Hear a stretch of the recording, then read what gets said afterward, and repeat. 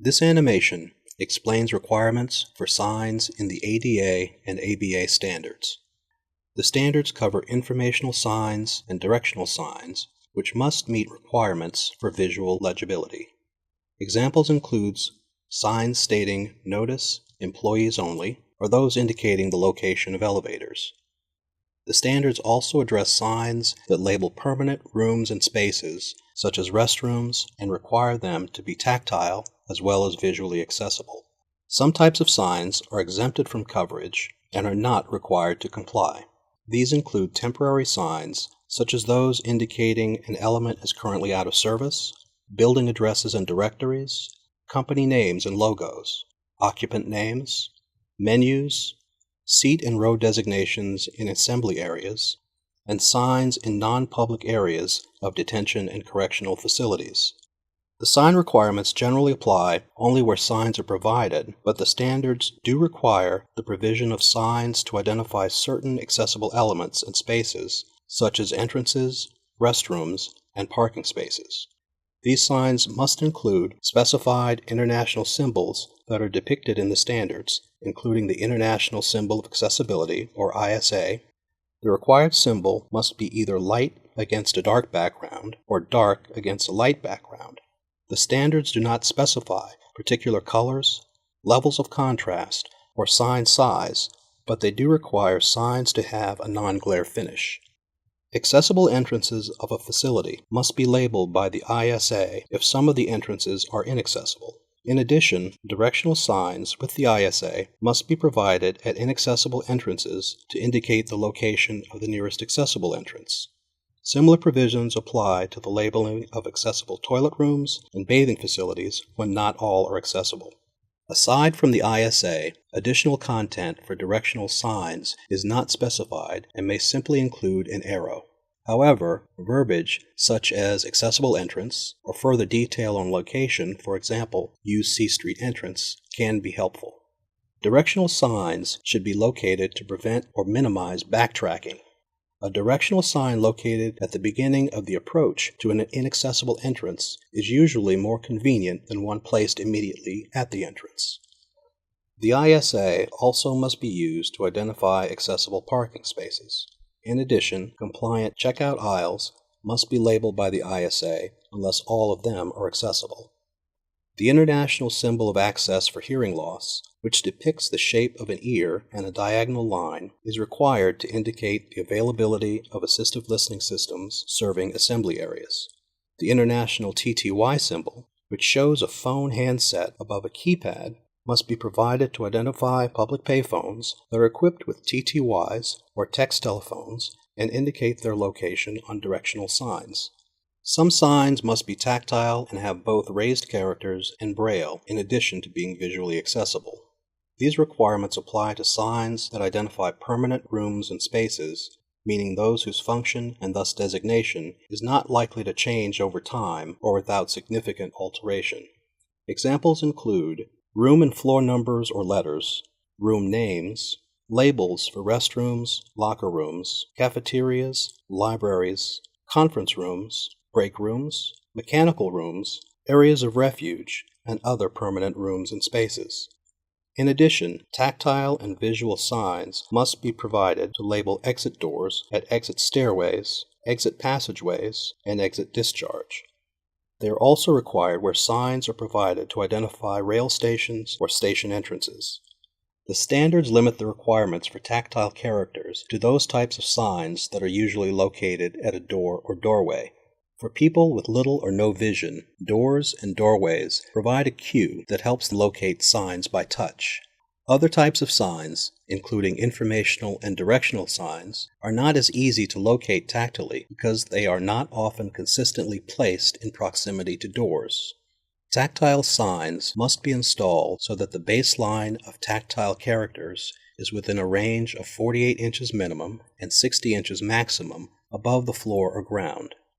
A required clear floor space that is 18 inches by 18 inches and centered on the tactile characters ensures unobstructed standing space close to the sign. This space must be free of any protrusion to a height of 80 inches. For safety, No door can swing into the space when open to 45 degrees. Tactile signs must be on the latch side of doors. There is no exception where glass walls or partitions or side lights are present. If there is no wall space at this location, then signs must be placed on the nearest adjacent wall. Signs can be installed on the push side of doors that have closers and do not have devices that keep the door in an open position.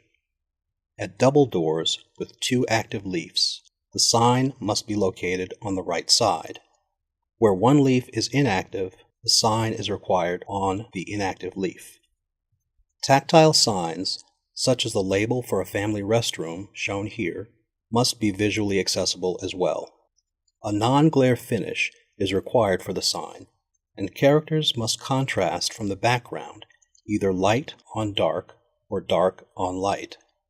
A minimum level of contrast is not specified, but the higher the contrast the better, especially for people with low vision. Raised characters must be uppercase and sans serif. They cannot be italic, oblique, script, highly decorative, or of other unusual forms. Characters must be selected from fonts where the width of the uppercase letter O is between 55% and 110% of the height of the uppercase letter I. Line spacing is required to be 135% to 170% of the height of raised characters. Where provided, raised borders or decorative elements must be separated at least 3/8 of an inch from raised characters so that they do not interfere with reading by touch. Characters must be 5/8 of an inch to 2 inches high based on the uppercase letter I. The stroke thickness cannot exceed 15% of the character height. Characters must be raised at least 1/32 of an inch. Spacing between the 2 closest points of adjacent raised characters is required to be at least 1/8 of an inch and no more than 4 times the character stroke width. If characters have non-rectangular cross-sections, this spacing range applies to the top of the cross-section. The spacing at the base of the cross-section must be at least 1/16 of an inch and no more than 4 times the character stroke width.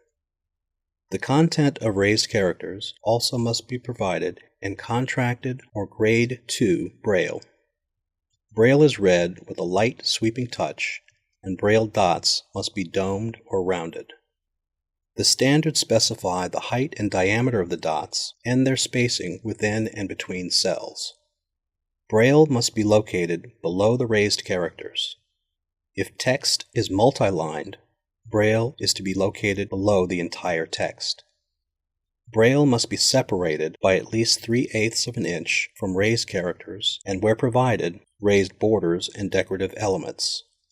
The indication of uppercase letters is to be used only for proper nouns and names, individual letters, initials, acronyms, and the first word of sentences. The international symbols for accessibility, hearing loss access, and TTYs are the only pictograms mandated by the standards. Requirements apply to other pictograms only where they are provided. If a pictogram is used to label a permanent room or space, it must be on a field at least 6 inches high, as shown here on a family restroom sign. This measurement applies to the field, not the pictogram. The raised and Braille text descriptors must be located directly below, but not within, the pictogram field. The pictogram itself is not required to be raised.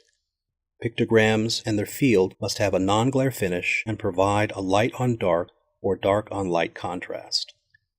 The requirements for the field height and text descriptors do not apply to informational pictograms, such as the International Symbol of Accessibility that may be included on a sign. This is an important distinction. Only those pictograms that identify a permanent room or space must be on a field at least 6 inches high and include tactile text descriptors. Examples include pictograms that label restrooms, stairways, and cafeterias. Pictograms that do not specifically label a room or space, but instead provide information about it or direction to it, are not subject to the requirements for field height or text description. In addition to the International Symbol of Accessibility, other examples of these pictograms include the TTY symbol with a directional arrow and icons that prohibit food or drink or that indicate hazardous materials. Signs that provide information about or direction to interior spaces and facilities must meet requirements for visual access but are not required to be tactile.